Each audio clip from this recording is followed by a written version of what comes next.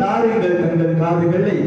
நான் இங்கு பேச போகும் தலைப்பு என்னவென்றால், இயற்கையில் இனிமை கண்ட புனித அசிசியார் என்ற தலைப்பில் ஒரு சில வார்த்தைகள் உங்கள் முன் கூறலாம் என வந்துள்ளேன். எவ்வளவு ஒரு இனிமையான தலைப்பு! இயற்கையில் இனிமை கண்ட புனித அசிசியார். இன்றெல்லாம் நாம் பார்த்தோம் என்றால் இயற்கையை ஒரு நூற்றாக தான் நாம் இன்று பார்க்கின்றோம். ஆனால் அன்று அசிசியார் இயற்கையை ஒரு குடும்பமாக பார்த்திருக்கின்றார். குறிப்பாக சூரியனை தன் சகோதரன் என்றும், நிலவை தன் சகோதரி என்றும், காற்று, நீர், நெருப்பு முதலியவற்றை தன் குடும்பமாக கருதி அன்றே இயற்கையுடன் இணைந்து வாழ்ந்தவர் தான் புனித அசிசியார். அன்று அவர் எங்கெல்லாம் பகை இருக்கிறதோ அங்கெல்லாம் அமைதி வேண்டும் என்பதற்காக தனது ஜெபத்தை முக்கியத்துவத்தை கொடுத்தார்.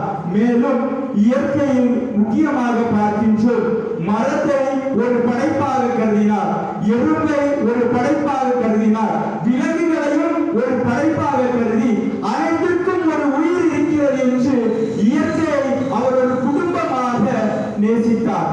அவர் இயற்கையை சாதாரணமாக காணவில்லை.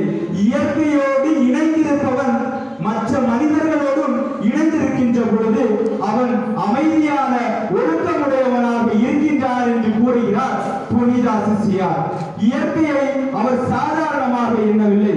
தினமும் இயற்கையோடு இயற்கையாக இணைந்து மரத்துடனும் செடி கொடிகளிலும் அவரையே ஒன்றிணைப்படுத்தி அவர் ஒரு இயற்கை மாமனிதராக புனித அசிசியார் வாழ்ந்தார்.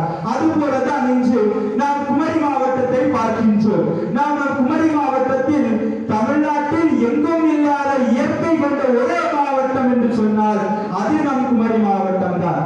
மலையும் மலை சார்ந்த இடமும், கடலும் கடல் சார்ந்த இடமும் போன்ற பல்வேறு வளங்களை கொண்ட ஒரே மாவட்டம் என்று சொன்னால் அது நம் கன்னியாகுமரி மாவட்டம். எவ்வளவு ஒரு இயற்கையான மாவட்டம் என்று நாம் சிந்தித்து பார்ப்போம்.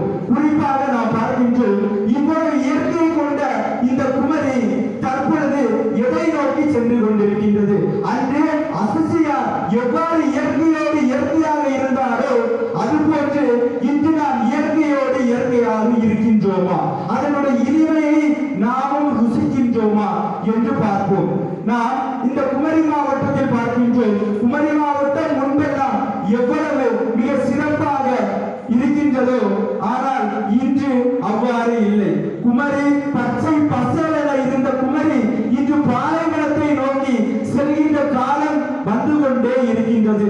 இனி நம்மால் இந்த இயற்கையை பார்ப்போமா என்று ஒரு கேள்வி வந்தாலே ஒரு கேள்விக்குறிதான் இந்த குமரி மாவட்டத்திற்கு. அதை நாம் அனைவரும் இணைந்து ஒன்றிணைத்தால் மட்டும்தான் பார்க்கின்றோம். நாம் ஏன் குமரி பாலைவனத்தை நோக்கி சென்று கொண்டிருக்கிறது என்று பார்த்தால், நாம் இருக்கின்ற மேற்கு தொடர்ச்சி மலை பூமி தாயை போன்று இந்த குமரி மாவட்டம் பச்சை பசலென இருப்பதற்கு காரணம் அந்த மேற்கு தொடர்ச்சி மலை. அது அரணாக இருந்து இந்த குமரி மாவட்டம் பச்சை பசேலாக இருப்பதற்கு மழையை பொழிந்து இந்த குமரி பசுமையாக இருப்பதற்கு மழையை தருகின்றது.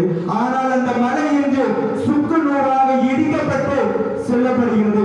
அது மட்டுமல்ல, நமது கடல் வளத்தை பார்க்கின்றோம். இங்கு செயல்பட்டுக் கொண்டிருக்கின்ற இந்த மணவாளக்குறிச்சியில் இருக்கக்கூடிய அந்த மணல் ஆலையின் மூலமாக மணலினுடைய தன்மை குறையப்பட்டு பல்வேறு விதமான பாதிப்புகள் ஏற்படுகின்றன.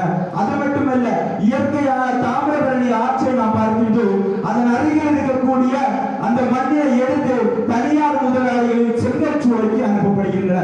இவ்வாறு அன்று நமக்கு ஆண்டவர் கொடுத்த அந்த குமரியை இன்று தவறாக பயன்படுத்தி பல்வேறு பாதிப்புகள் ஏற்படுகின்றன. இதனால் தான் சொல்கிறேன், குமரி விரைவில் பாலைவனமாக மாறப்போகிறது. அதனால் தான் அன்பிற்குரியவர்களே சொல்கின்றேன், இனியும் நாம் அசிசியாரை போன்று இயற்கையோடு இயற்கையாக, மரத்தோடு மரமாக, விலங்குகளோடு விலங்குகளாக நாம் நம்மையே ஒன்றிணைத்து வருகின்ற காலத்தில் அசிசியாரை போன்று குமரியின் இயற்கையோடு இணைந்து ஒன்றித்து பயணித்து இயற்கையின் இனிமையை ருசிப்போம், காண்போம் என்று கூறி முடிக்கிறேன். நன்றி, வணக்கம்.